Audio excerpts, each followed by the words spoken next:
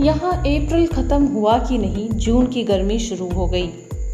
असहनीय गर्मी के कारण कई भारतीयों और पाकिस्तानियों के लिए विशेष रूप से ग्रामीण क्षेत्रों में बाहर काम करने के लिए उपलब्ध मूल्यवान घंटे कम हो जाते हैं।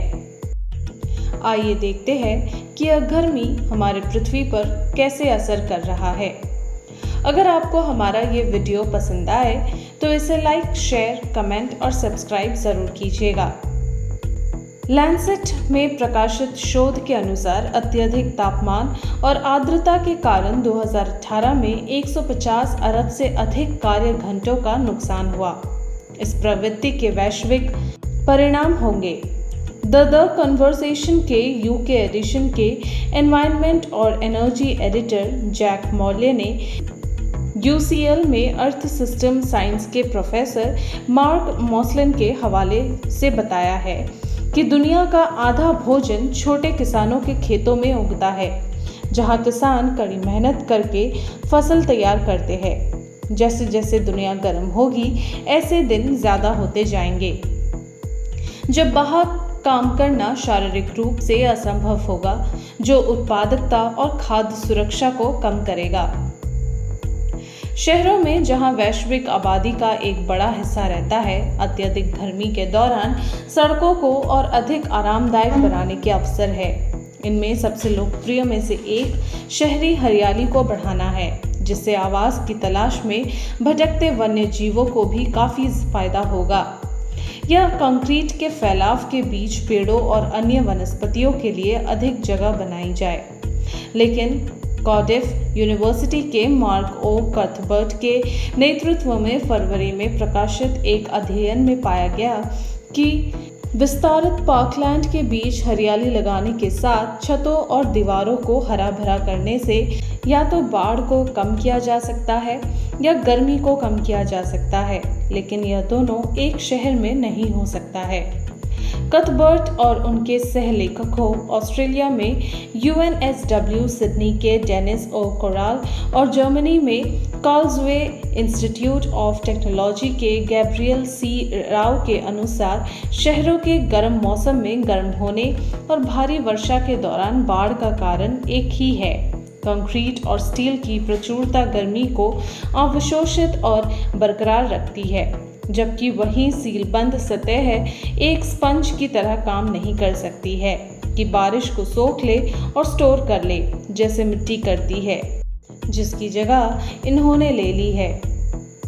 शोधकर्ताओं का तर्क है कि उच्च वर्षा वाले क्षेत्रों में हरियाली वाले शहर, जैसे कि उत्तरी यूरोप और भूमध्य रेखा के आसपास, मजबूत हीट वेव को कमज़ोर कर सकते हैं, क्योंकि पौधे प्रकाश संश्लेषण के दौरान जल वाष्प छोड़ते हैं, जिसका शीतलन प्रभाव होता है। शोध दल का उम्मीद है कि शहरी हरियाली के लाभ सूखे क्षेत्रों में कम होंगे, जहां धूप से भरपूर ऊर्जा होती है, लेकिन भारत और पाकिस्तान के शहरों की तरह वर्षा अधिक सीमित होती है।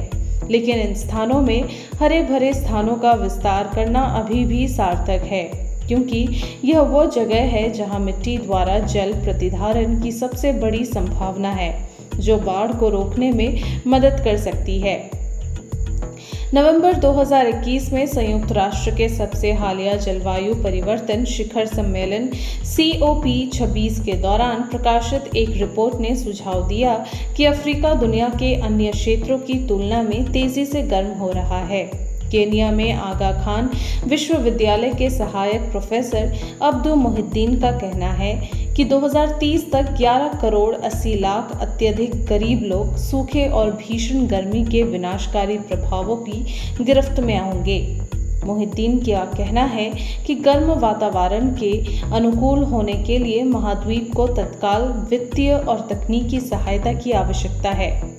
साथ ही यह आकलन करने के लिए अनुसंधान नीति की आवश्यकता है कि कौन और कहां सबसे कमजोर है। इन क्षेत्रों और अन्य क्षेत्रों में पारंपरिक वास्तुकला से प्राप्त डिज़ाइन और निर्माण तकनीकें राहत के कुछ सबसे सस्ते और सबसे टिकाऊ रूपों की पेशकश कर सकती है। नॉटिंघम ट्रेंट यूनिवर्सिटी में इंटेलिजेंट इंजीनियरिंग सिस्टम के प्रोफेसर अमीन अल हबबे ने उन तरीकों का अध्ययन किया है जिन्होंने फारस की खाड़ी में सदियों से लोगों को ठंडा रखने में मदद की है। गर्मी बढ़ाने का एक और हॉटस्पॉट। यहाँ चूना पत्थर और अन्य प्राकृतिक सामग्रियों से बने घर नमी होने पर नमी को अवशोषित करते हैं और गर्म और धूप वाले दिनों में वाष्पीकरण के माध्यम से इसे छोड़ते हैं। उनके अनुसार संकरी सड़कें और गलियां छाया को अधिकतम करती है, जबकि कांच दुर्लभ है और हवा के प्रभाव को बनाए रखने के लिए खिड़कियां छोटी है, लेकिन सूर्य की गर्मी को दूर रखती है। अंदर की तरफ का प्रांगण दोपहर के समय जब सूरज अपने चरम पर होता है, गर्म हवा को ऊपर की ओर फनल करता है और इसे आसपास के कमरों से ठंडी हवा से बदल देता है। टॉम मैथ्यूज और Colin Raymond Kings college London और कैलिफोर्निया इंस्टीट्यूट ऑफ टेक्नोलॉजी के जलवायु वैज्ञानिक कहते हैं कि मौसम की सीमा जिसका पृथ्वी पर रहने वाले मनुष्य सामना कर सकते हैं, ग्रह के गर्म होने के साथ बदल रही है। वे चेतावनी देते हैं सभ्यता के लिए पूरी तरह से नई स्थितियां आने वाले दशकों में उभर सकती है। इसका मतलब है कि गर्मी उस चरम सीमा को पार कर जाएगी जिसमें मनुष्य जीवित रह सकता है।